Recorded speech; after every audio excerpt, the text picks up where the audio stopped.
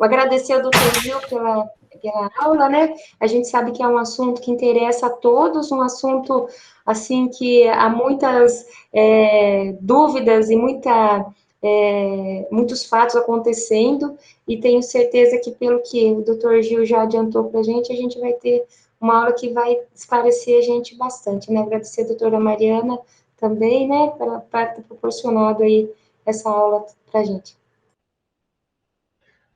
Muito obrigado, Mariângela e a Mariana, pelo convite. É sempre um prazer participar das reuniões do departamento. E vou trazer um assunto que eu imagino que todo mundo vai interessar todo mundo, porque todo mundo, em algum momento, prescreve corticoide ou tem dúvidas sobre o uso de corticoides nesses tempos de pandemia. Tá?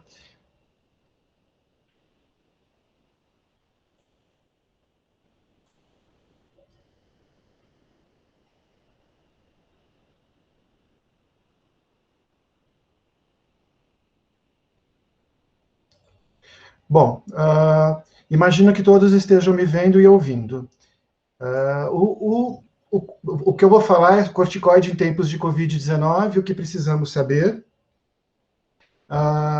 O que eu vou tentar mostrar para vocês é fazer um pouquinho da recordação da fisiologia do cortisol, que vocês vão entender o porquê que ela é importante, para a gente entender depois o porquê que eu escolhi falar sobre pacientes que usam corticoide, quem são, quais os riscos na pandemia e o que fazer com estes pacientes que usam corticoide. Existem várias notas das principais sociedades internacionais de endocrinologia, a Sociedade Latino-Americana de Endocrinologia Pediátrica, a Sociedade Europeia de Endocrinologia Pediátrica, a Sociedade Americana de Endocrinologia, a Sociedade Brasileira de Pediatria, já fizeram notas sobre essas crianças que usam corticoide. Aqui, quando eu falo crianças, vocês podem imaginar que tudo que eu falar para criança se remete ao adulto, e tudo que eu falasse para um adulto se remete à criança, porque as indicações de uso de corticoides são as mesmas, independente da faixa etária. O que modifica é a dose que você usa do corticoide, porque uma é calculada por peso ou por metro quadrado, e a outra é uma dose fixa, por superfície corporal, e geralmente calculada. E depois eu vou falar, na última parte da aula, os pacientes que têm Covid-19, quais, na minha opinião, poderiam se beneficiar com o uso do corticoide, em qual fase da doença, e nestes qual o corticoide e dose que deveriam ser usados para estes pacientes, o que já tem de protocolo de ensaios clínicos de corticoide na Covid-19 sendo realizados, e algumas revisões sistemáticas já realizadas com corticoide em Covid-19, com seus resultados, e um resultado de um ensaio clínico que já foi publicado, feito nos Estados Unidos, em adultos. Bom, para começar a falar da síntese e secreção do corticoide, da fisiologia do corticoide, então é importante que a gente se lembre, né, que a secreção do cortisol provém do colesterol endógeno, na sua grande maioria, né, e não do exógeno, e esse colesterol tem várias passagens enzimáticas para levar tanto a produção de mineralocorticoides na adrenal, quanto de glicocorticoides, quanto de andrógenos fracos na adrenal, principalmente a dehidroepiandrosterona e a androstenediona. Os outros esteroides sexuais são produzidos na gônada, mas a partir também do colesterol.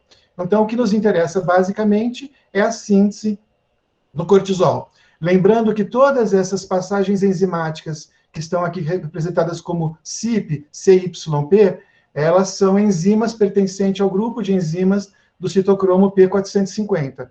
Isso também vai ser importante mais para frente, quando eu for comentar alguns detalhes sobre a ação do cortisol, dos glicocorticoides. A passagem principal aqui para a síntese do cortisol, que é a forma ativa do glicocorticoide, é a transformação do 11-deoxicortisol em cortisol pela 11-beta-hidroxilase tipo 1. Essa transformação do cortisol em cortisona, lembrando que a cortisona é a forma não ativa do cortisol, tá? Ocorre pela 11-beta-hidroxilase tipo 2. E a transformação da cortisona em cortisol, de novo, pela 11-beta-hidroxilase tipo 1. Outro conceito que é importante que a gente tenha da síntese, da secreção do cortisol, é que a maior parte do cortisol ligado, tá? E o cortisol ligado não é ativo, tá? Quem é ativo é o cortisol livre. Tá? A maior parte do cortisol ligado, ele se liga à proteína ligadora do cortisol, que é a CBG. Os outros 30%, tá? Se ligam principalmente à albumina e às outras proteínas, tá? Mas a principal ligação do cortisol para ele não ficar ativo é a CBG. Então, são conceitos que são importantes, que tanto a cortisona quanto o cortisol ligado, eles não são ativos. Bom, e esse é uma apresentação clássica que todos conhecem, dos mecanismos de retroalimentação de feedback. Então, a síntese do cortisol pela adrenal faz um feedback negativo para o hipotálamo na secreção do CRH e para a hipófise na secreção do ACTH. Isto tanto o cortisol endógeno quanto qualquer glicocorticoide exógeno faz esse feedback negativo. Tá? E quem faz o estímulo positivo para o hipotálamo, para a secreção do CRH e ACTH e tudo mais, é o ciclo circadiano, o estresse, a hipoglicemia e as doenças na sua forma de estresse também. Então, tem os mecanismos de feedback de estímulo positivo e os mecanismos de estímulo negativo. Bom, e quais são as principais ações fisiológicas do cortisol?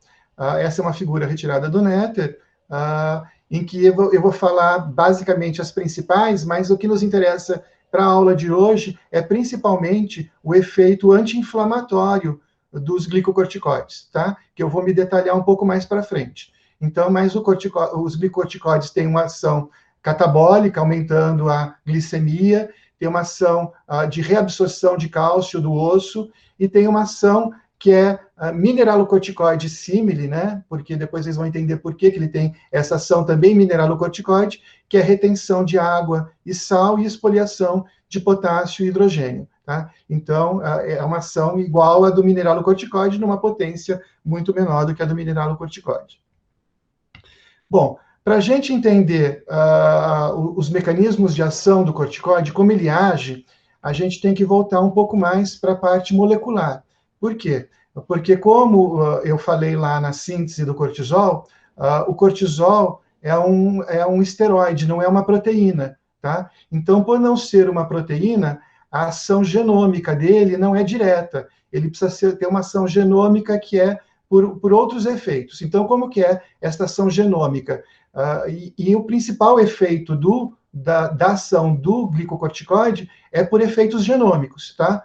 Mas não diretos. Então, no espaço extracelular, o que a gente tem? A gente tem o cortisol livre e tem o cortisol ligado, tá? No espaço extracelular. Como o cortisol é lipossolúvel, ele atravessa a membrana citoplasmática, cai no citoplasma, e no citoplasma ele pode entrar diretamente e exercer os seus efeitos não genômicos, que são mínimos, tá? Os principais efeitos do cortisol são efeitos genômicos, ou ser transformado em cortisona e não ser ativo, ou fazer o que interessa para a sua atividade, que é se ligar ao seu receptor, que daí é uma proteína, que é o receptor do glicocorticoide. Para ele se ligar ao receptor do glicocorticoide, que está aqui, esse receptor tem que estar ligado às chaperonas para estabilizar a conformação proteica desse receptor, e as principais chaperonas são as proteínas de choque térmico. Esta ligação do receptor com as chaperonas e a ligação com o cortisol fazem com que ele consiga atravessar a membrana para o núcleo, tá? E no núcleo, daí ele ou se dissocia, tá? Devolvendo o receptor, ou ele vai exercer os seus efeitos genômicos. Esses efeitos genômicos poderão ocorrer de 3 formas. A gente vai ver depois que para o processo anti-inflamatório é este processo que predomina. É o processo de ligação ao elemento responsivo de glicocorticoide. Ou seja, este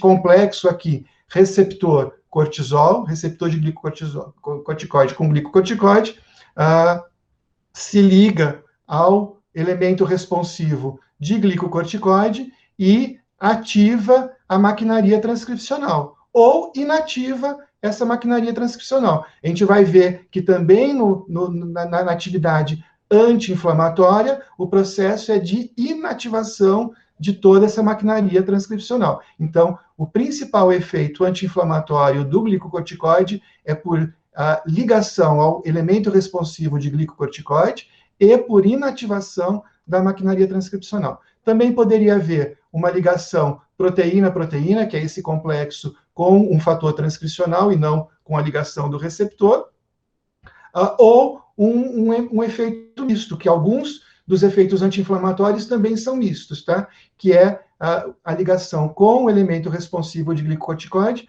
e com a proteína, né? Com o fator transcricional, daí ativando ou inativando a maquinaria transcricional. Sempre esses efeitos são ou de ativação ou de inativação de toda a maquinaria transcricional, ou seja, dos fatores de transcrição que vão ser ativados ou inativados a partir desta ligação para ter o seu efeito genômico. Bom, então, entendido todo esse mecanismo, que pode parecer complexo, mas na realidade é importante que a gente entenda, tá? Outra coisa importante que a gente conheça, que é a estrutura em comum dos esteroides. Os esteroides são uma molécula com 17 carbonos, tá? E o cortisol, em especial, tá? Ele difere da aldosterona, porque na posição 17, no carbono 17, o cortisol tem uma hidroxila que a aldosterona não tem, e na posição 13, a aldosterona tem um oxigênio que o cortisol não tem. O resto, tudo é absolutamente igual entre aldosterona e cortisol. O que faz com que tanto a aldosterona quanto o cortisol tenham uma certa promiscuidade na sua ligação aos seus respectivos receptores. Ou seja, o cortisol pode eventualmente se ligar ao receptor mineralocorticoide, exercer uma função mineralocorticoide, e o mineralocorticoide pode eventualmente se ligar ao receptor glicocorticoide e exercer uma função glicocorticoide. Então, por isso que a gente vê, tá, em qualquer artigo ou capítulo de livro, a potência glicocorticoide dos mineralocorticoides e a potência mineralocorticoide dos glicocorticoides. Por quê? Porque eles têm essa semelhança muito grande e essa possibilidade de promiscuidade da sua ligação aos respectivos receptores. Então, tudo isso é importante também que a gente conheça. Bom, então, agora entrando em especificamente cortisol e inflamação, aqui tem um esquema específico, que é a relação deste efeito genômico do glicocorticoide, né, com a sua ligação ao receptor e o elemento responsivo ao glicocorticoide, em toda a maquinaria transcricional dos receptores Toll-like, tá? Então, de todo o estímulo do processo inflamatório que ocorre, tá? E como esta maquinaria transcricional vai inativar cada um destes fatores transcricionais que foram estimulados pela ligação do receptor Toll-like, tá? O principal deles é essa maquinaria transcricional produzir um fator de transcrição, que é meu primo, o GILZ, que é um zíper de leucina induzido por glicocorticoide. E a partir dele, vocês veem, ele vai inibindo todo esse processo de inflamação que ocorreria na célula se não tivesse esse efeito genômico do corticoide aí na célula. Tá? E, obviamente, este efeito genômico ocorre pelo cortisol nosso próprio, tá? Como pelo corticoide dado exogenamente, tá? Bom, e isto vocês veem que ocorre nas diversas células, tanto nas células dendríticas, quanto nas células TCD4, tá? Este processo todo ocorre em todas as células onde pode ocorrer processo inflamatório, está lá o receptor do glicocorticoide associado ao glicocorticoide, fazendo esta inibição de todos esses fatores de transcrição aí ligados à inflamação. Então, esta é a razão do corticoide, do glicocorticoide, ser um potente anti-inflamatório. Um potente anti-inflamatório. E isto, eu estava conversando com a Ângela antes da gente começar essa aula, só para vocês terem uma ideia, o corticoide foi descoberto no início do século passado, tá? Ou seja, nós temos mais de 100 anos da descoberta do corticoide, tá? Próximo de 100 anos, foi descoberto por volta de 1920, tá? Em 1950, Kendall recebeu o Prêmio Nobel de Medicina pela descoberta do cortisol, lá atrás, 30 anos antes, né? E vejam que mais de 100 anos da descoberta do cortisol, aparentemente não apareceu nenhum outro anti-inflamatório tão potente, tão fácil de usar e tão universalmente utilizado como o glicocorticoide. Por isso que sempre quando surge uma nova doença ligada à inflamação, se questiona se o corticoide não pode ser uma opção terapêutica.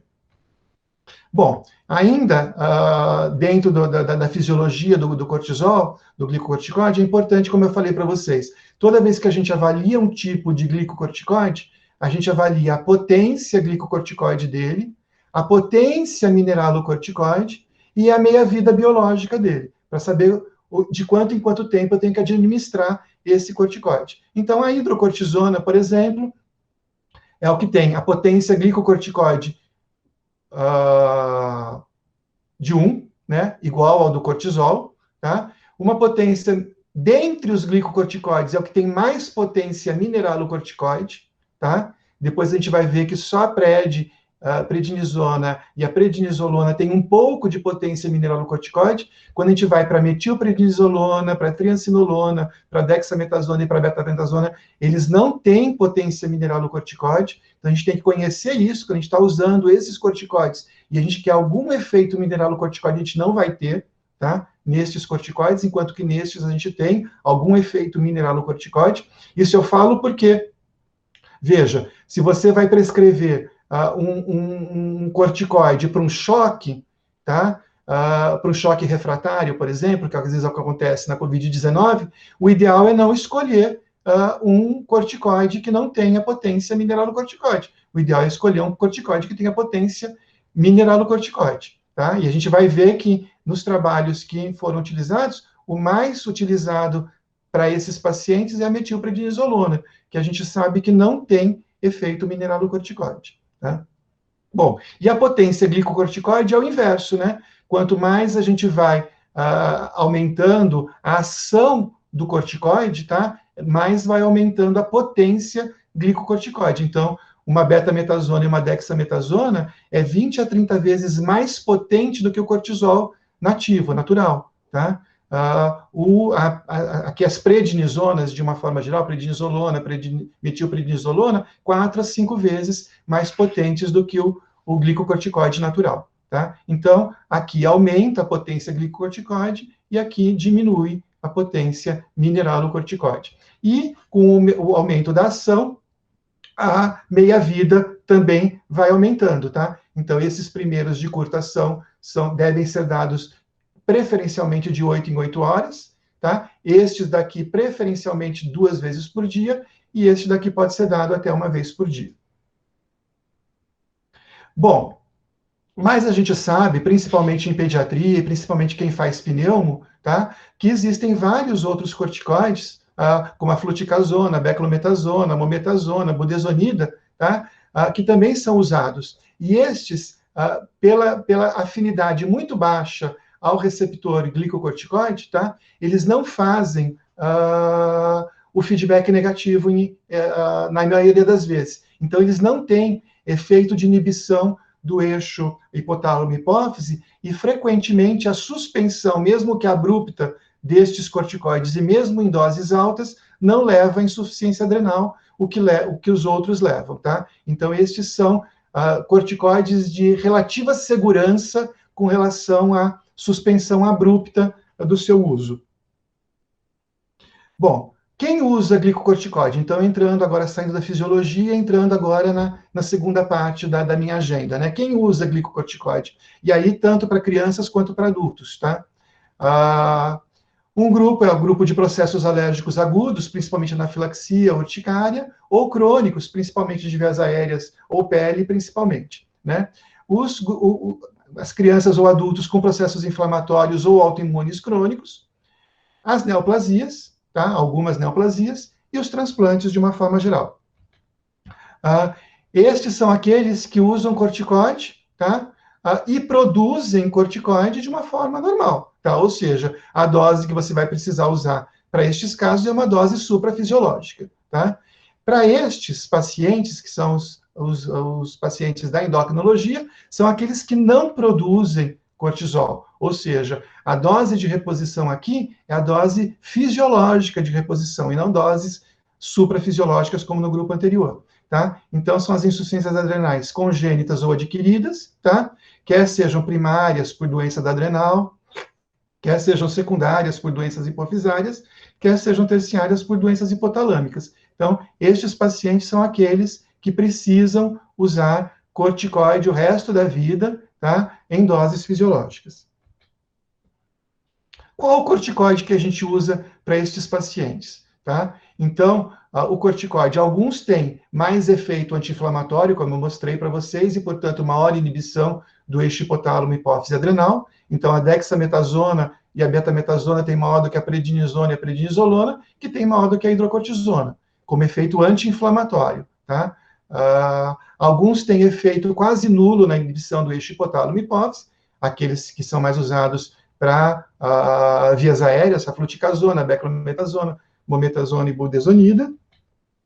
Quanto tempo, em geral, se usa o corticoide? E isso é muito importante, porque o risco de insuficiência adrenal está ligado à dose, mas principalmente ao tempo de uso, tá? Então, doses altas e tempo prolongado, a chance do paciente ter uma insuficiência adrenal na retirada do corticoide é extremamente alta e prolongada. Depois a gente vai ver quanto tempo demora isso. Então, menos que 10 dias, em geral, sem risco nenhum, um paciente que está usando corticoide neste momento, e este uso foi indicado por menos de 10 dias, você pode suspender a qualquer momento esse corticoide, que não tem risco nenhum para esse paciente, mesmo em dose alta, dele fazer insuficiência adrenal, tá? Para ele não passar a ter risco maior por ser um imunossupressor e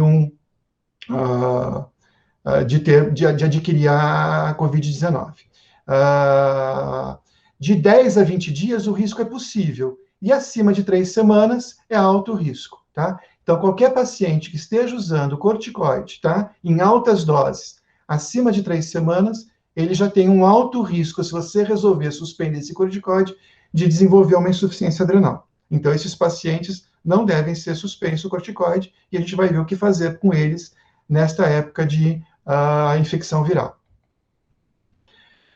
Qual a dose? Dose fisiológica ou de reposição, que é para aquele grupo de insuficiência adrenal, ou dose inflamatória, em geral, sabendo que a dose anti-inflamatória não é uma dose pequena. Em geral, a dose anti-inflamatória é uma dose que é, no mínimo, 10 vezes maior do que a dose fisiológica, tá? Ou seja, quando a gente usa prednisona, ou dexametasona, tá? Ou metilprednisolona ou betametasona como anti-inflamatório, a gente está usando 10 vezes maior do que a dose fisiológica. Bom, também é importante que a gente conheça, tá, algumas associações com o glicocorticoide, tá? Porque, de repente, a gente está com um paciente que está usando o glicocorticoide que usa outras medicações. E essas outras medicações têm que ser conhecidas porque algumas delas podem acelerar o metabolismo do corticoide ou diminuir o metabolismo do corticoide, você precisar de mais ou menos dose do glicocorticoide, ou acelerar ou diminuir o metabolismo da própria droga e você precisar alterar a dose daquela droga que você está usando, tá? Então, por exemplo, aí fenitoína, barbitúricos de uma forma geral, rifampicina e carbamazepina, eles aceleram o metabolismo hepático do corticoide, tá? Então, você, quando tem essa associação em uso de corticoide, a gente precisa dar doses maiores de corticoide, para ter o efeito desejado para aquele tratamento. Em uso de antiácidos, de uma forma geral, eles reduzem a biodisponibilidade dos corticoides, então deve ser evitado o uso concomitante, ou seja, nunca dar o antiácido junto com o corticoide na mesma tomada. Evitar dar longe, né, o antiácido do corticoide.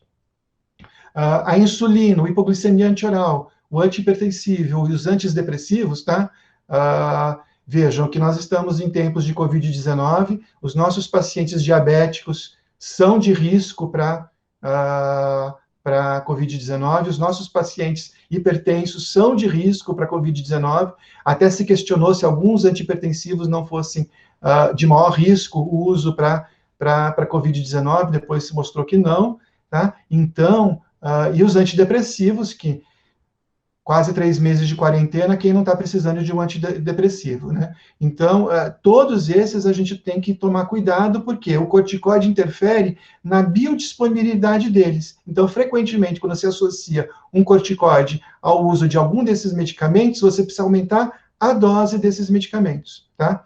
Os digitálicos, tá? O corticoide facilita a intoxicação pelos digitálicos, então é uma associação que é bastante perigosa, tá? Assim como é bastante perigosa a associação de corticoide com salicilatos, porque o corticoide diminui os níveis plasmáticos do salicilato e geralmente você vai aumentando progressivamente as doses dos salicilatos para ter o seu efeito e chegando rapidamente a doses tóxicas de salicilatos, tá? Então, esses cuidados a gente deve ter também com o uso do corticoide.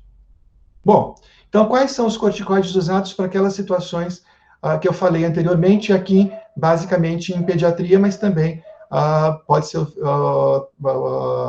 usado essas informações para adultos também. Então, em processos alérgicos, geralmente anafilaxia urticária, se usa hidropred. Vias aéreas, aqueles corticoides que não interferem, em geral, no eixo hipotálamo-hipófise. Na pele, o mais comum é a betametasona, que é um potente anti-inflamatório. Nos processos inflamatórios crônicos e autoimunes, dexalpred. Nas neoplasias, dexalpred, ou metilprednisolona também. Aqui, quando eu falo pred, pode ser prednisolona ou metilprednisolona, tá? E nas neoplasias e transplantes também. Então, vocês veem que, basicamente, esses todos aqui são corticoides com alto poder anti-inflamatório, tá? Enquanto que na insuficiência adrenal, na criança, a gente prefere a hidrocortisona, porque ela é a que interfere menos no processo de crescimento, tá?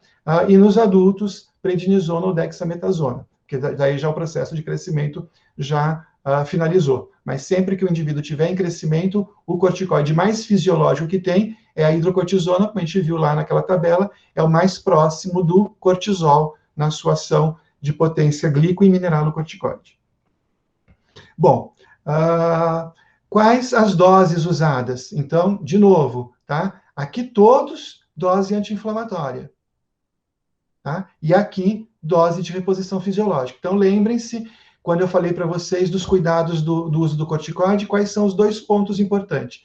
Tempo de uso do corticoide e dose do corticoide, tá? Então, as doses anti-inflamatórias são, em geral, muito altas, tá? Muito mais do que as doses de reposição fisiológica. E terceiro, então, que é o ponto chave aqui que também tem que ser analisado, é o tempo que se usa esses glicocorticoides. Então, se há um processo agudo, não vai ter grandes problemas. Na via aérea também não tem grandes problemas, porque ou é em contínuo, ou é em ciclos, mas é um corticoide que não afeta o eixo hipotálamo-hipófise. Na pele e nos demais, contínuo ou impulsos, tá? Mas, em geral, por tempo longo, tá? E aqui, apesar de ser contínuo, a dose é fisiológica, então não tem grandes problemas, tá bom? Bom, uma vez conhecido esses dados, qual é o risco de insuficiência adrenal por dose, tempo e doença? Então, esta é uma revisão sistemática publicada no Journal Clinical Endocrinology Metabolism em 2015, que é a melhor revisão sobre esses riscos do corticoide nessas situações, onde vocês veem claramente que aquilo que eu falei, né? Então, o corticoide inalatório, o corticoide nasal e, eventualmente, um corticoide tópico usado por pouco tempo, o risco de levar à insuficiência adrenal é quase zero, tá? Enquanto que o corticoide oral, o corticoide intraarticular e as outras formas de uso do corticoide, endovenoso, intramuscular e assim por diante, tá? É bastante elevado o risco de, veja, 25, 50 vezes o risco de levar à insuficiência adrenal na sua retirada, na sua suspensão. Então, aqui o meio de uso do corticoide. Aqui, o tempo de uso e a dose usada, tá? Então, uso em curto prazo, em médio prazo e longo prazo, dose baixa, dose média e dose alta, tá? Então, vocês veem que conforme vai aumentando o tempo de uso, vai aumentando o risco de levar à insuficiência adrenal, e conforme vai aumentando a dose, vai aumentando o risco de levar à insuficiência adrenal na sua retirada. E aqui, para quem interessar, as diversas doenças, ou algumas das diversas doenças, né? Então, asma, vocês veem que é diferente o risco de levar à insuficiência adrenal se o corticoide é inalatório ou se não é inalatório, tá? Se é inalatório, o risco é baixo, se não é inalatório, o risco é alto, tá? Fibrose cística, doença de Crohn, doenças hematológicas, transplante renal, doenças reumatológicas, tá? Então, vocês veem como é alto o risco de insuficiência adrenal para estes pacientes na eventual suspensão abrupta desse corticoide, tá? Bom, e uma vez sabido que o risco é alto, porque ele usou por muito tempo e em dose alta, tá? Como que ocorre esta reativação do eixo hipotálamo, hipófise, adrenal? Porque lembra naquele primeiro slide que eu mostrei para vocês, os glicocorticoides exógenos fazem uma inibição do eixo hipotálamo, hipófise, tá? Então, esta inibição, até um mês depois da retirada do corticoide, ela está tudo inibida. Está inibido o cortisol endógeno matinal, está inibido o ACTH, quer dizer, ainda se mantém o feedback negativo, tá? E a estimulação do eixo por algum teste exógeno vai dar anômala, ou seja, este paciente, até um mês após a retirada do corticoide, ele tem altíssimo risco de desenvolver insuficiência adrenal. De 2 a 5 meses, ele já começa uma certa recuperação. Qual que é a recuperação primeira que ele começa? Ele começa recuperando o ACTH.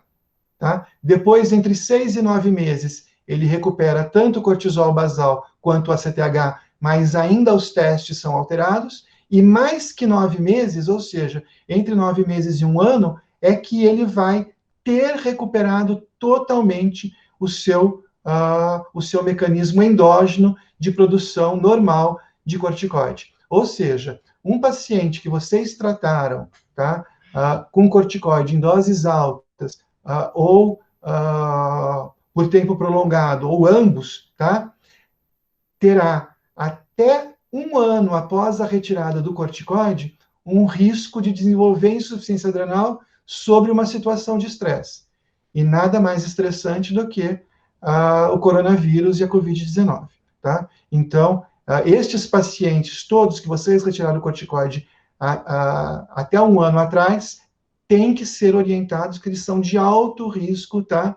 Para fazer uma insuficiência adrenal durante uma infecção por Covid-19 ou coronavírus.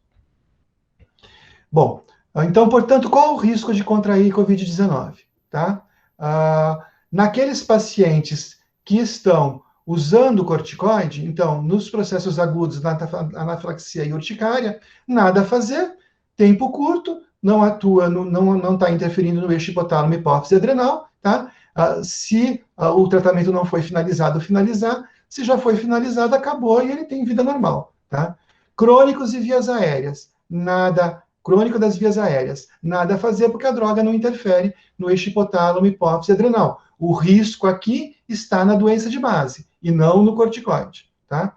Na pele, dependendo do tipo de corticoide usado, a extensão da pele, da lesão e o tempo de uso esse paciente, o ideal é que se transfira esse corticoide para um corticoide oral e comece a retirada progressiva desse corticoide.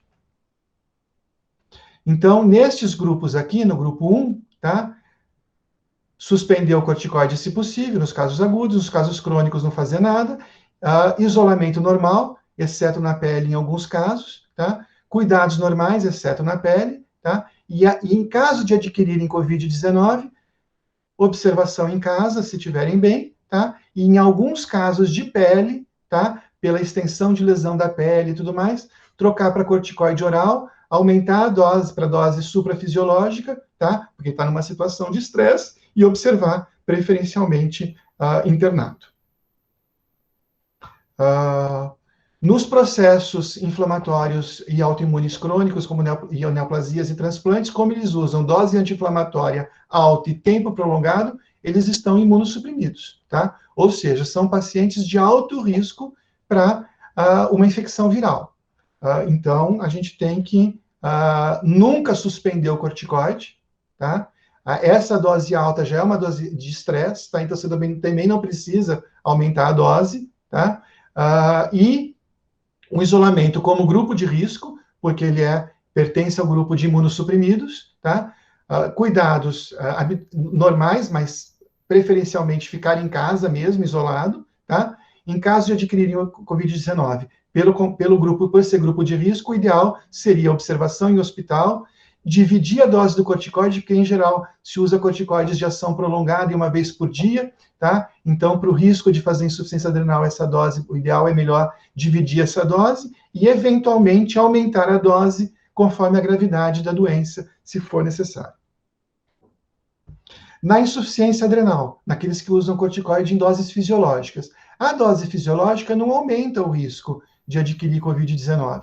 No entanto, existem vários trabalhos, principalmente trabalhos feitos com hiperplasia adrenal congênita, que mostram que os pacientes com hiperplasia adrenal congênita e os pacientes, de uma forma geral, de insuficiência adrenal, mesmo controlados, eles têm um número maior de infecções virais e não virais, tá, do que crianças controle. Tá? Então, existem evidências, mesmo usando doses fisiológicas, porque a gente sabe que essas doses que a gente usa, que chama de fisiológica, não é fisiológica. Só para vocês saberem, o nível de cortisol sérico fisiológico, tá, é 6 miligramas por quilo, tá, por dia, tá, se você fizesse uma área embaixo da curva, tá, para calcular o quanto que a gente precisaria de corticoide, de hidrocortisona, né?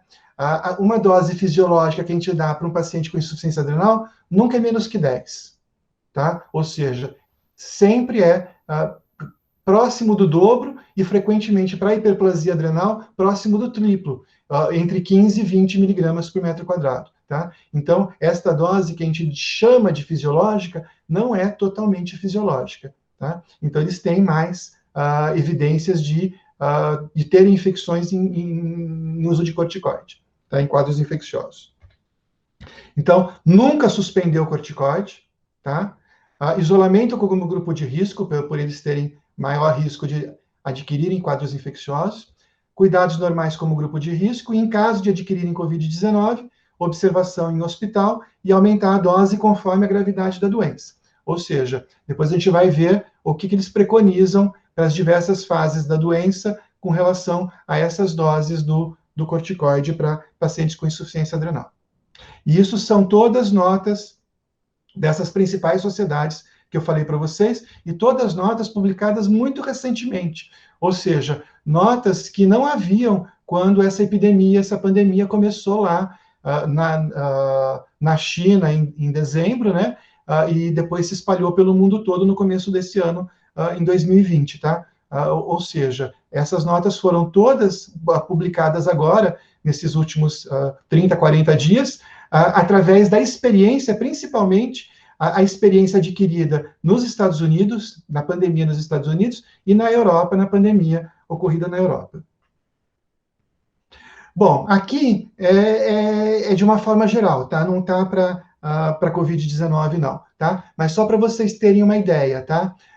quando a gente aumenta a dose em situações de estresse de corticoide que estão usando em doses fisiológicas. Quando já estão usando em doses suprafisiológicas, você não precisa aumentar, porque a dose que ele já está usando já é uma dose suprafisiológica e já é uma dose de estresse. Então, você não precisa aumentar a dose. Mas quando ele está usando em doses daquelas chamadas fisiológicas, os quadros leves, moderados e graves, você vai, que são esses daqui, tá? Você vai usar doses que geralmente é 50 a 2 vezes a dose fisiológica, depois 2 a 3 vezes a dose fisiológica e mais que 3 vezes a dose fisiológica, eventualmente IM ou EV, se o paciente está tendo vômito ou diarreia. Então, é importante que a gente tenha este conhecimento que a gente faz com todos os pacientes, em uso de doses fisiológicas e naqueles pacientes que a gente retirou o corticoide, tá? Que usaram cronicamente em altas doses e que ainda estão dentro de 1 ano após a retirada do corticoide. É o mesmo esquema, é o mesmo esquema. Bom, então agora entrando especificamente na COVID-19, ela tem uma divisão que, primeiro, é o gatilho viral, né? Então, a primeira fase da doença, o que predomina é a carga viral. E depois, do meio para frente da doença, o que vai predominar é o gatilho inflamatório, tá? Então, aqui, neste gatilho viral, a gente tem que lembrar que o corticoide é imunossupressor, tá? Então, sempre que eu der um corticoide para um paciente que está num quadro viral, eu vou aumentar a carga viral dele, tá? Porque ele é imunossupressor. Então, evitar ao máximo, tá? Dar corticoide, tá? Para pacientes que usam, que estão ou assintomáticos, mas em exposição ao vírus, né? Por exemplo, alguém da casa com vírus, por exemplo, ou em doenças muito leves, tá? Então, nestes casos, não tem indicação nenhuma do corticoide para aqueles pacientes que não usam corticoide. Aqui eu estou falando para os pacientes que usam corticoide, tá? Aqueles pacientes que usam corticoide e que podem desenvolver insuficiência adrenal. Então, nesta fase assintomática, não fazer nada, considerar intramuscular, eventualmente, se ele tiver alguma rejeição ao corticoide oral por algum motivo, tá? Na fase de doença leve, considerar dobrar a dose, pelo menos, e IM se ele estiver tendo vômito ou diarreia. E daqui para frente, tá? Sem dúvida nenhuma, haverá necessidade de hospitalização e corticoide em altas doses, tá? E frequentemente injetável, tá bom? Então, isto para os pacientes que usam corticoide. Bom, uma pergunta que eu me faço e que eu, ao rever toda a literatura aí de corticoide e COVID-19, eu não encontrei, o coronavírus causa insuficiência adrenal? Foi a pergunta que eu me fiz e revendo estes artigos, eu estranhei, em nenhum desses artigos está questionado esse processo, tá? Talvez porque eles tenham alguma informação que eu não tenha, tá? Principalmente dos adultos, mas por que eu me questionei sobre esse assunto? Porque vários agentes infecciosos, tá? Causam insuficiência adrenal em quadros infecciosos graves. Então, por exemplo, a gente sabe da meningite bacteriana, a gente sabe da tuberculose, a gente sabe da AIDS, o que aconteceu com a AIDS na época com os riscos de insuficiência adrenal, da blastomicose. Então, várias doenças, quer pela própria doença, quer pelo tratamento da doença, tá? A gente sabe que podem levar à insuficiência adrenal, o próprio quadro infeccioso ou o tratamento do quadro infeccioso, tá? A gente também sabe, de literatura, que quadros graves, tá? Não obrigatoriamente infecciosos, têm um risco de ter insuficiência adrenal relativa, tá? Principalmente pacientes em UTI, cardiopatas graves e tudo mais, eles têm um risco maior de insuficiência adrenal relativa. Isso também é bastante conhecido na literatura. Então, nós estamos tratando de um paciente que tem um quadro infeccioso que é grave, tá? A COVID-19, e é um quadro grave, tá? Frequentemente não, aqueles pacientes que vão para a UTI, uma boa parte deles vai a óbito. Então, a gente tem que imaginar que o risco de ter insuficiência adrenal não podemos descartar. Outra coisa é que algumas drogas usadas nesses ensaios clínicos de Covid-19 também podem levar à insuficiência adrenal. O ritonavir é uma delas, tá? O ritonavir, que já foi usado para AIDS e foi deixado de lado, tá em vários ensaios clínicos do tratamento de Covid-19 e ele inibe as enzimas do citocromo P450. Então, lembra lá na síntese do cortisol, ao inibir a síntese do P450, a ação do P450, você inibe a síntese do cortisol. Tá? Então, deveria estar nos protocolos, nos ensaios de ritonavir, tá? Provavelmente a associação de corticoide que eu não vi. Tá? Como eu não li os ensaios completos, provavelmente eles devem estar fazendo testes para saber, para dar corticoide exclusivamente naqueles que desenvolverem insuficiência adrenal. Os sintomas da insuficiência adrenal são inespecíficos e indistinguíveis dos quadros infecciosos graves. Então, quais são os sintomas de insuficiência adrenal mais comuns? Hipoglicemia, o glicocorticoide é hiperglicemiante. Hipotensão, o glicocorticoide é hipertensivo. Tá? Fadiga, perda de peso, náusea, vômito, dor abdominal. Todo este quadro é indistinguível de um quadro infeccioso mais grave. E indistinguível, inclusive, dos quadros infecciosos, do quadro infeccioso inicial dos sintomáticos do coronavírus. Tá? Pode ser perda de peso, pode ser fadiga, pode ser náusea, pode ser vômito. Nas crianças tem muita dor abdominal. Tá? Então, pode ser um quadro que você não consiga saber se aquela criança, aquele adulto está com insuficiência adrenal ou está com uma manifestação mais grave do coronavírus. Portanto, o diagnóstico de insuficiência adrenal relativa deve se basear em o quê? Em diagnóstico laboratorial. Não tem jeito, tá? Se você quiser saber se o seu paciente está internado com Covid-19 e tem insuficiência adrenal, você vai ter que fazer estudo laboratorial. O estudo laboratorial que é preconizado como suspeito de insuficiência adrenal é ter um sódio sérico baixo com cortisol baixo. Ou seja, numa franca situação de estresse, você não conseguir produzir cortisol, independente do horário do dia que se colha. Porque como você está com estresse o dia todo, o cortisol é para estar alto o dia todo. Se ele não está alto o dia todo, em geral acima de 10, tá? Se ele está abaixo de 3, é fortemente sugestivo de insuficiência adrenal. Entre 3 e 10 é bastante duvidoso, e acima de 10 você afasta insuficiência adrenal. Tá? É possível fazer? É possível fazer. A dosagem de cortisol é relativamente simples, é fácil de ser feita. É a disponibilidade do laboratório de fazer. Você pode colher a qualquer hora do dia, num frasco seco, sem nada, né, nesse frasco, sem nenhum anticoagulante nesse frasco, guarda na geladeira, se não puder ser mandado para o laboratório naquele horário, por exemplo, de madrugada, no final de semana, e manda no primeiro horário que abrir o laboratório para dosar o cortisol. Se o laboratório dosa cortisol todo dia, naquele dia você vai dar a dosagem do cortisol. Se o laboratório não dosa cortisol todo dia, como é o nosso, né, que acho que dosa 2 ou 3 vezes por semana, tá, você vai ter o cortisol, vai demorar um pouco mais de ter o cortisol. Mas se você tem esse cortisol colhido, mesmo que você introduza o cortisol, o corticoide, na hora que sai o resultado, você sabe se você pode tirar aquele corticoide ou se você não pode tirar. Porque, por exemplo, você introduziu porque você suspeitou que ele estava numa insuficiência adrenal e retirou e veio o resultado, e o resultado foi maior que 10, você tira, porque aquele quadro não era de insuficiência adrenal. Tá? E o diagnóstico laboratorial de certeza, este já é mais complicado, porque exige um teste endovenoso de ACTH no paciente internado. Tá? E o cortisol, após o ACTH, 1 hora após o ACTH endovenoso, se for ACTH sintético, né, endovenoso, se for menor que 20, tá? Também este é um diagnóstico de certeza de insuficiência adrenal, tá? A gente usa para pacientes fora de estresse abaixo de 14, tá? E para pacientes em estresse abaixo de 20. Bom, e para aqueles que não usam corticoide, tá? Então, agora entrando na última parte da minha aula, que é um pouco mais rápida.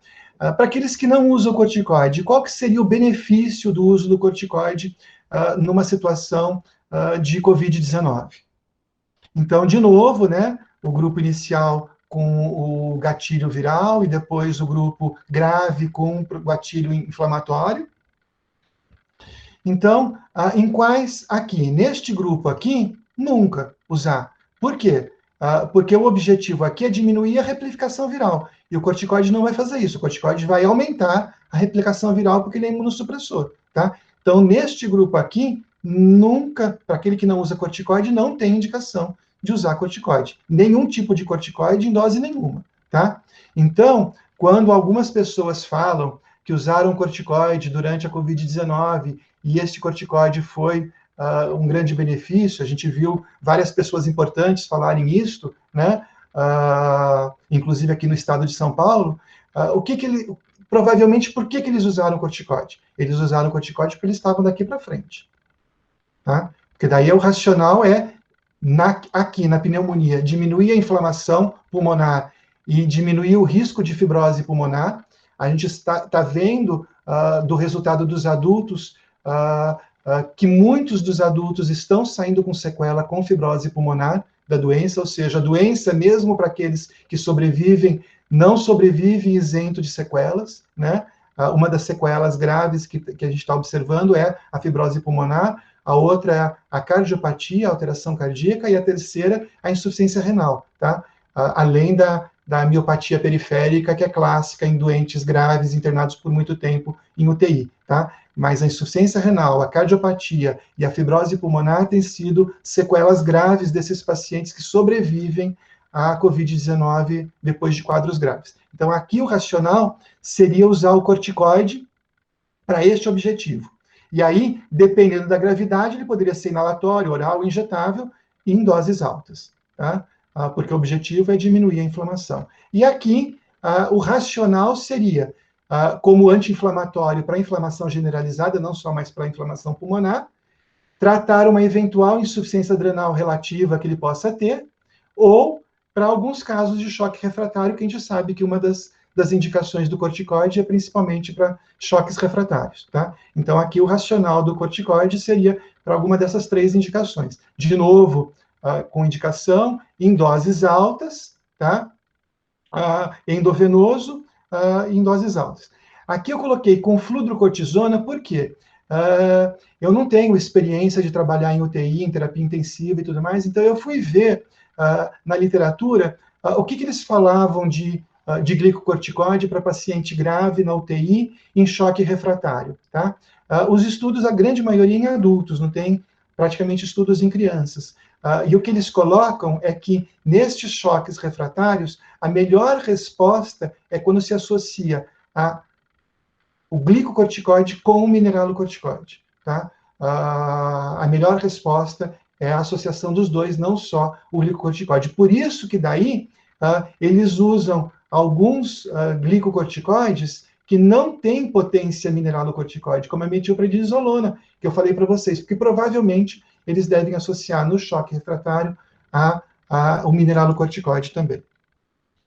Bom, e para finalizar, eu gostaria de trazer o que está sendo publicado sobre corticoide em Covid-19 nessas últimas semanas. Então, há menos de um mês, né, 16 de abril, foi publicada essa revisão sistemática no Journal of Infection, que é uma revista de bom impacto, o efeito do corticosteroide, do tratamento do corticosteroide em pacientes com coronavírus, com infecção pelo coronavírus, uma revisão sistemática e meta-análise do grupo chinês.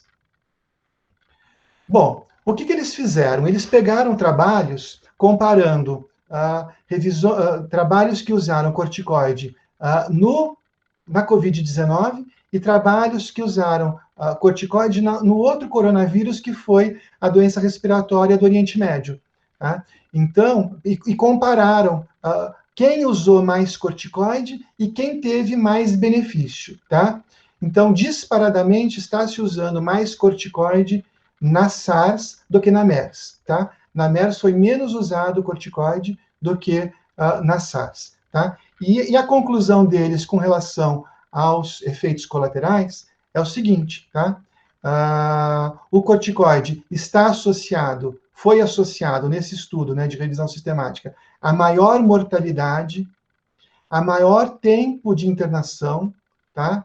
A maior risco de infecção sobreposta bacteriana, tá? Pelo quadro imunossupressor, tá? E a maior risco de hipocalemia, tá?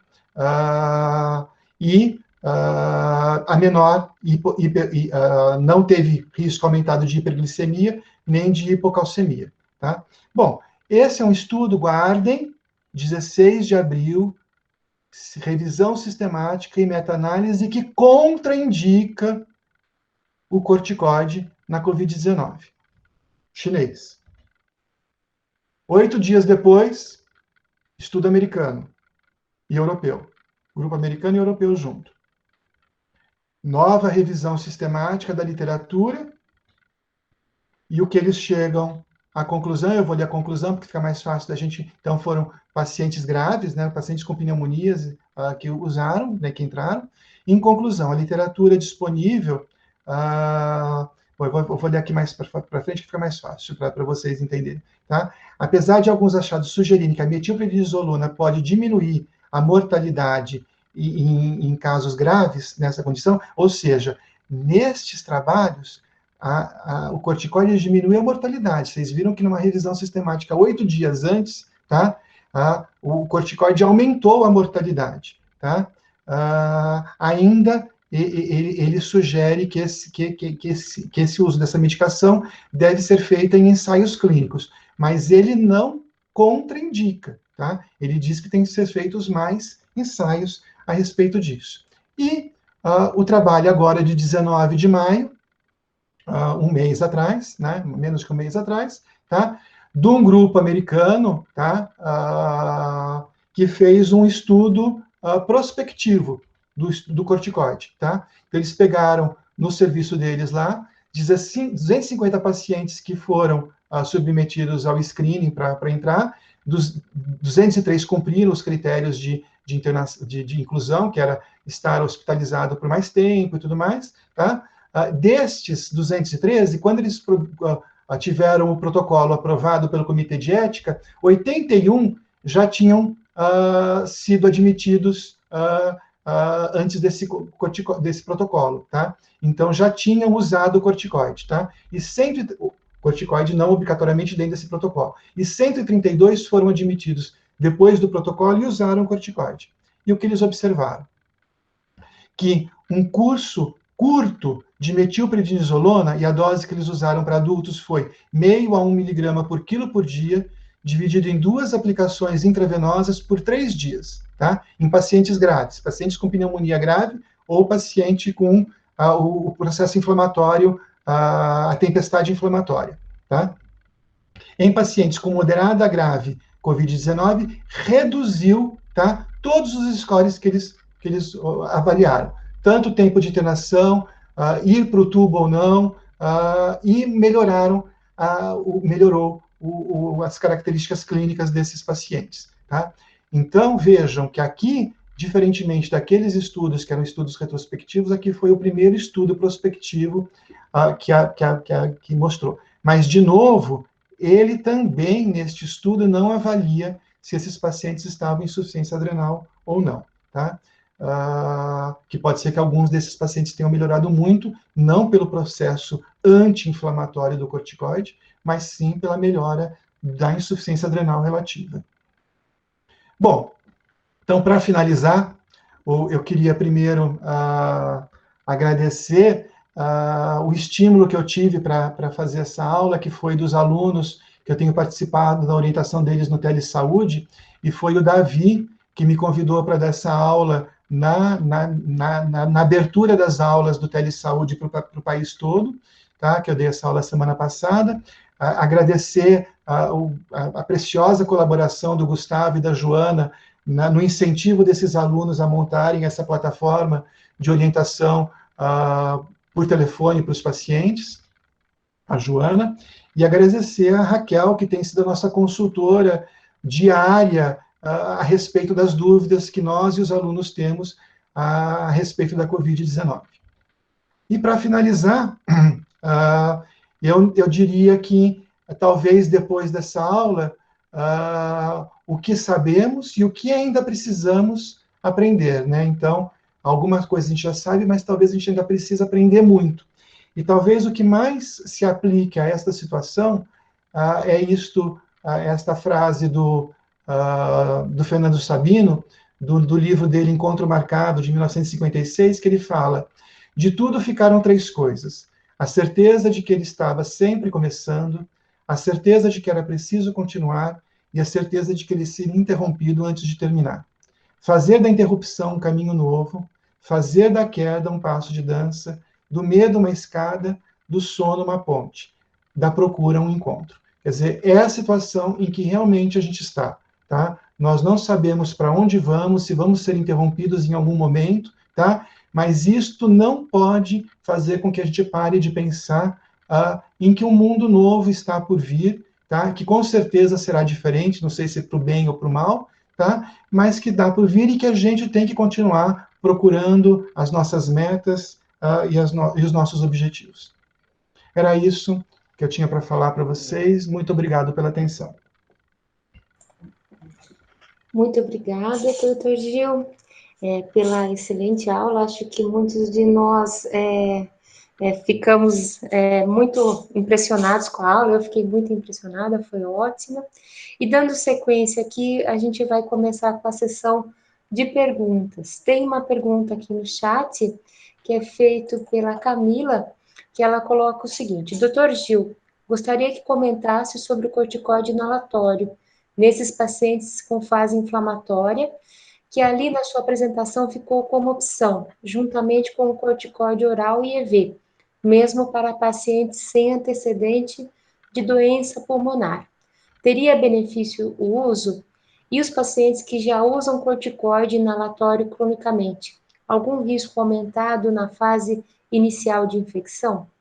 Bom, a segunda parte da pergunta é mais fácil de eu responder, tá? Não, tá? Os pacientes que usam corticoide inalatório, esse corticoide inalatório não aumenta o risco para a COVID-19. O que aumenta o risco é a doença de base dele, tá? Então, ter uma asma mal controlada, uma doença pulmonar mal controlada e tudo mais, é o risco dele com relação a ter formas mais graves da COVID-19, e não o uso do corticoide inalatório. Com relação à primeira pergunta, aquilo eu não vi absolutamente nada na literatura. Aquilo é uma inferência minha, tá? Que eu gostaria até de ouvir, talvez, alguém da pneumo que estivesse presente na sala, o que acha. Porque eu acho que se você tem um processo inflamatório pulmonar tão grave, com certeza ele vai se comportar, num primeiro momento, com processo obstrutivo, tá? E se esse processo obstrutivo você tem como atuar com os corticoides inalatórios e com os corticoides sistêmicos, você lança mão de tudo que você tem, tá? Inclusive dos inalatórios, que a gente sabe que o risco é muito menor para o paciente do que os sistêmicos, tá? Então, foi por isso que eu coloquei o inalatório também ali, tá? Mas eu não tenho experiência para saber, nem em criança e muito menos em adulto, o que foi feito para esses pacientes. Na literatura, eles não falam do corticoide inalatório, tá? Mas eu acho que não, como racional, tá? Não está totalmente contraindicado. Talvez tenha um outro motivo para você, talvez pela gravidade da doença, você já partir direto para o sistêmico. Eu queria fazer uma pergunta que eu gostaria de saber, assim, impressiona o fato das revisões ser tão próximas e com resultados tão diferentes. A que você atribui isso? A primeira revisão pegou só os casos graves, que realmente iam ter um desfecho pior? Você que leu as revisões, como que você pode justificar que uma seja tão diferente da outra? Bom, as duas foram publicadas muito próximas, o que não significa que elas foram feitas muito próximas. Esse é um ponto, tá? O segundo ponto, sempre quando a gente faz revisão sistemática, a gente sabe que um dos fatores de bias das revisões é o acesso que você tem aos artigos completos, tá? Então, é sempre um bias. Mas, o que eu percebi ao olhar as duas revisões? Que os artigos que estão na segunda revisão já estavam publicados no período da primeira revisão. E, por algum motivo, a primeira revisão não os incluiu, nem os excluiu, simplesmente não os incluiu, tá? Então, eu não sei o porquê que eles não foram incluídos. Não sei se não foram incluídos porque a palavra-chave colocada talvez não os achava, né? Porque esse é um problema, né? Toda vez que você faz uma revisão sistemática, você tem que garantir que as suas palavras-chave cubram tudo o que você está querendo procurar e depois você paulatinamente vai excluindo, tá? É melhor você fazer mais amplo no início e depois afunilar do que ao contrário, já tentar afunilar logo no começo, porque se você afunilar logo no começo, de repente você pode perder algum artigo que é importante. Então, pode ser que a palavra-chave inicial não tenha localizado esses artigos e da segunda revisão tenha, tá? Então, esse é um problema. Ao mesmo tempo, eu acho que nem é tanto ao mar, nem é tanto à terra, tá? Nem é uma revisão que é o corticoide é o pior dos mundos, não deve ser usado para ninguém porque ele mata todo mundo, ele aumenta o risco de internação, tá? E nem é tanto ao mar que o corticoide é ótimo, vai ser bom para todo mundo, vamos dar porque ele vai diminuir o risco de mortalidade, tá?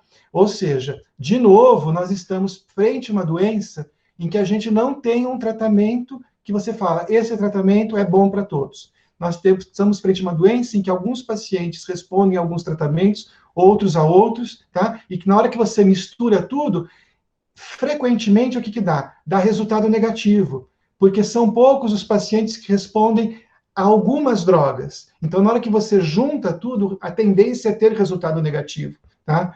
Em grandes estudos. Então, provavelmente, o que vai sair dessa história? O que vai sair dessa história é que sempre quando a gente tem uma doença e que você quer fazer um tratamento, você tem que avaliar quem é o agente que está causando aquela doença e quem é a pessoa que está tendo a doença. Neste momento, tá? Até o momento, sempre foi avaliado o agente, tá? O aspecto do indivíduo, tá? Aspectos genéticos, tirando os pacientes grávidos que já se descobriu, né? Aqueles de doença de risco, mas por que um paciente de 90 anos, tá? Que também tem doenças graves, nós vimos muitos, né? Na televisão, toda semana a gente vê um de 100 anos saindo do hospital, outro de 90 e não sei quantos anos saindo do hospital. Se fosse assim, se fosse a idade e doença, matava todo mundo, não poupava ninguém. Tem que ter algum fator de proteção genética individual que não está sendo analisado aí. Assim como nós vimos aqui no Brasil e vimos na Europa também, que não foi colocado na China, a gente não sabe por que, se não teve ou se realmente não foi colocado, criança também tendo doença e doença grave, mesmo não tendo fator de risco, né?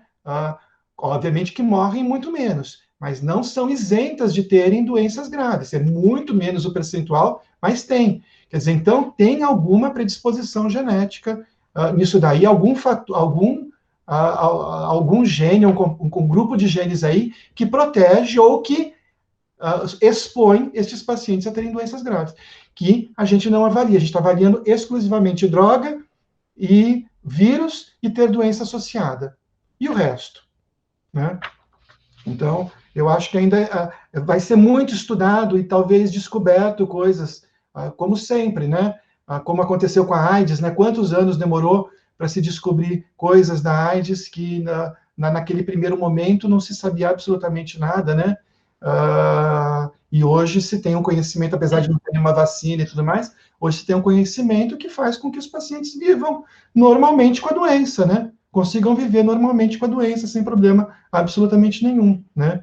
Então, talvez no futuro possa ser que a gente descubra que essa seja mais uma doença que vai se tornar uma doença crônica e que todos nós teremos e vamos conviver com ela. Muito bem, obrigado. Tá certo. Doutor Sérgio, quer falar alguma coisa? Eu queria só, Gil, eu queria parabenizar a sua aula, né? Realmente, toda vez que eu escuto a sua aula, eu falo, meu Deus, preciso aprender isso, eu não consigo, mas eu vou conseguir um dia. Do ponto de vista científico, né? Eu acho que você mostrou essa realidade das meta-análises, das revisões, né? A sua opinião, eu queria que você falasse. Você não acha que está tendo muita pressa dos autores em publicar artigos, um pouco aí, talvez, em busca de uma fama, ou seja, alguma coisa nesse sentido? A gente tem que ter muito cauteloso para analisar. Nós tivemos vários exemplos aí de trabalhos que foram, né, foram publicados e que não estão sendo retratados agora. Então, queria, assim, sua opinião do ponto de vista mais científico. Eu acho que aí você tem dois aspectos, né? O primeiro aspecto é o aspecto dos grupos querendo publicar rapidamente os seus resultados, para não perder o bonde da história, né? E o segundo é as revistas estarem aceitando absolutamente tudo, tá? Sem uma revisão crítica, que elas normalmente têm. Que elas normalmente têm. Por quê? Esta revisão crítica demoraria um tempo maior e poderia ser que ela seja superada por uma concorrente na publicação do artigo. Quer dizer, eu não publico o seu artigo, mas você manda para a minha concorrente, a minha concorrente publica. Então, os dois aspectos estão fazendo com que isto esteja sendo um desserviço para a ciência. Um desserviço para a medicina e um desserviço para a ciência. O fato das pessoas estarem querendo publicar rapidamente os seus resultados sem uma avaliação crítica e maior dos seus dados, vide aquele trabalho francês da cloroquina inicial, tá? Que, obviamente, muitas pessoas falam que teve dados manipulados, mas mesmo que não tivesse dados manipulados ali, o N era ínfimo, tá? Quer dizer, nenhuma revista de porte aceitaria um trabalho numa pandemia, quer dizer, não é uma doença rara, você publicar um artigo com 50 casos, com 40 casos, tá? Esse N não é significativo de uma doença extremamente frequente na população. Primeiro ponto, né? Depois, o segundo artigo que vem, né, esse mais recente, com 96 mil casos, né? Daí o N não é o problema, mas quem lê, quem faz minimamente pesquisa e lê aquele artigo, quando eu li, eu falei assim, como que esta revista publicou esse artigo? Ele tem tantos erros metodológicos, né? E a gente depois descobre por que tem esses erros, né? Porque um dos autores é o dono da empresa que gerencia os hospitais que entraram na pesquisa, né? Então, são coisas que, assim, do ponto de vista ético, do ponto de vista metodológico, em tempos normais, nenhuma dessas revistas aceitaria nenhum destes artigos. Nenhum destes artigos, tá? Então, mesmo que tivesse tendo pressa dos autores publicarem, as revistas deveriam ter o crivo de negar estes artigos. O que elas estão fazendo? Elas estão colocando eles todos como pré-print sem ter passado por revisão. O editor está colocando diretamente como pré-print e estes pré-prints abertos. Quer dizer, este artigo não está publicado na revista, esse artigo está submetido à revista. Se ele vai ser publicado ou não, isso é uma outra história, a gente não sabe. Todos esses artigos ainda passarão por revisões e tudo mais. Mas, diferentemente do que acontecia antes da pandemia, que os artigos que eram submetidos não ficavam livres para a gente ver na revista, por exemplo, você manda um artigo para uma revista, o seu artigo não fica livre para todo mundo ver. Acho que não. Tá? Ele só entra para ficar livre a partir do momento que ele foi aceito. Tá? Agora não, qualquer artigo submetido já passa a ficar livre para você ver em qualquer revista. Isso é um problema, porque está misturando artigo aceito com artigo publicado, com artigo não revisado. Quer dizer, está sendo um desserviço, porque, na realidade, o que as pessoas usam é o que elas querem ouvir, né? A gente sabe muito bem disso, não a gente na ciência e tudo mais, mas uma boa parte dos médicos, dos políticos e dos não médicos usam o dado que querem ouvir, né? Então, aparece um artigo lá falando uma coisa, é aquilo que interessa, que era importante para ele falar o que ele tem que falar. Então, eu concordo plenamente com você, Sérgio. Eu acho que nós estamos numa fase, se sempre a gente teve que ter crítica, e a gente sempre ensinou principalmente os nossos residentes, tá, a terem crítica de tudo aquilo que eles leem, né, porque nem tudo que está publicado é bom, tá, não é porque está publicado que é bom, né, e eles têm que saber ter crítica daquilo que eles leem. Obviamente, quando está publicado numa revista boa, a tendência é que seja melhor do que numa revista ruim, mas nem sempre. A gente vê depois que, às vezes, até artigo publicado em revista boa é ruim, né? Então, agora mais do que nunca, a gente tem que ter uma crítica enorme de tudo que está sendo divulgado e publicado. Eu acho que é importante, né, para os alunos, os residentes que estão... É que a gente está aqui no pessoal, né, residente, aluno, docentes, ter essa visão. Eu acho que é importante você ter colocado isso, porque é realmente essa linha direta, né, para aprovação. E não é só de revistas, né, de pesquisas também, né? A gente teve um projeto aprovado agora na FAPESP aqui, que foi em tempo recorde, né? Tudo bem que o projeto é até bom, muito bom, né? Mas a gente nunca teve um projeto aprovado na FAPESP em 30 dias, né? 15 dias. Então, realmente, isso é bem preocupante, né? Do ponto de vista científico, né? Eu acho que daí, viu, Sérgio? Eu acho que daí também tem outro aspecto. Eu acho que daí é porque as pessoas estão mais em casa e estão com mais tempo para fazer outras coisas que não só aquilo que elas fazem normalmente. Porque eu também tive 2 projetos do Comitê de Ética que foram aprovados em 1 mês e meio. Nunca a Plataforma Brasil chegou ao Comitê de Ética em menos de 3, 4 meses. Tá? Eu tive 2 projetos aprovados aí em 1 mês e meio, tá? Entre Plataforma Brasil e Comitê de Ética. Então, quer dizer, tudo está andando mais rápido. Mas aí a gente sabe que está andando mais rápido, mas está passando por avaliação adequada. Tá? Sim. Tá. Diferentemente do que das revistas. Tá? O que eu tenho medo hoje das instituições de pesquisa, e a FAPESP eu incluo entre elas, tá? É o quanto nós vamos continuar tendo financiamento nos próximos meses, nos próximos anos, principalmente pela perda de financiamento que a FAPESP teve, e todas as outras fundações, CAPES, CNPq e tudo mais, tá? E o quanto esse dinheiro vai ser muito desviado para pesquisas relacionadas exclusivamente à Covid-19, não mais às outras pesquisas que continuam tendo, as outras doenças continuam tendo. Só para você saber, esses dias eu estava vendo uma publicação, agora que entrou este grupo de 40, 50 pessoas lá, nem sei mais quantas, porque cada dia entram a mais, né, que estão fazendo os dados no lugar do Ministério da Saúde, né, então eles publicaram uma notinha que foi quantas pessoas morreram, tá, no mês de maio, nós estamos em junho, no mês de maio, tá, por todas as doenças. A que mais matou foi coração. Sim. Covid está em segundo lugar. Ainda continua as outras doenças, uma das outras doenças que é o coração, matando mais do que a Covid, tá? E a gente está esquecendo delas, tá? Os nossos pacientes estão sendo esquecidos e elas estão sendo esquecidas. A gente não pode fazer isso, tá? Ao transformarmos o nosso hospital em Covid, tá? Nós estamos fazendo com que todos nós pediatras aqui que trabalhamos nas especialidades, nós estamos sofrendo com os nossos pacientes crônicos, né? E são pacientes que estão totalmente desassistidos. Isso não pode acontecer. E as nossas pesquisas serão desassistidas, com certeza, nos próximos meses e nos próximos anos. Pode ter certeza disso. Eu não tenho dúvida. Muito obrigado, Gil. Parabéns. Muito bom. Gil, tem mais um comentário aqui do Glauco Rossi, aqui nos comentários. Eu vi o comentário, eu estou conseguindo ver. Então tá bom, então pode responder. O Glauco faz um comentário, né, que há relatos de casos de síndrome de Kawasaki e a relação com a Covid-19. Realmente, né, há relatos do Kawasaki, inclusive ficou mais frequente quando passou a pandemia pela Europa, né? Ficou mais evidente nos Estados Unidos, e agora, no Brasil, a gente também tem visto os relatos de Kawasaki aqui também no Brasil, principalmente nas crianças, né? De novo, né, um processo inflamatório, né? E que você tem aí efeitos...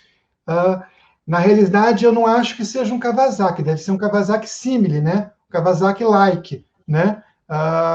Para a gente saber quais são os fatores de gatilho da doença, né? A gente sabe que no Kawasaki tem infecção, tem medicamentos, tem várias coisas que causam Kawasaki. Aqui deve ser também a mesma coisa, quer dizer, deve ter algum fator que faz com que talvez este vírus também faça com que desencadeie um gatilho que seja semelhante ao do Kawasaki genuíno, né? Essa é a minha ideia. A gente está chamando de Kawasaki por falta de um nome melhor, né? Se aproximar. Kawasaki-like, né? O Kawasaki-like, né? Mariana, quer falar alguma coisa? Até a gente descobrir quem causou quem, né? O que causou o quê, né? É um Kawasaki-like. Pode ser até que seja um Kawasaki mesmo, né? Vai saber. E que a gente descubra que o coronavírus seja também uma causa de Kawasaki. Né? Vai saber, né? Mas ainda não dá para você dizer. Por enquanto, é um quadro semelhante ao Kawasaki. Oi, eu só queria falar em relação ao Kawasaki, para o Glauco, que o professor Ricardo fez uma aula semana passada com esse conteúdo, e ele abordou bastante essa questão, então, assim, se você quiser ver, a aula está disponível, tá?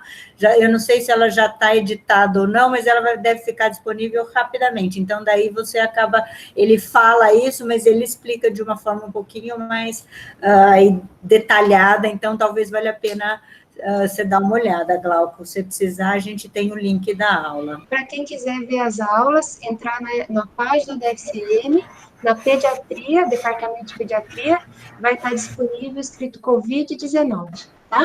Então, a gente já tem a aula que está lá, é a do Dr. Gil, do Dr. Dirceu, que é a primeira que foi editada, as outras têm em processo, mas vão constar todas lá.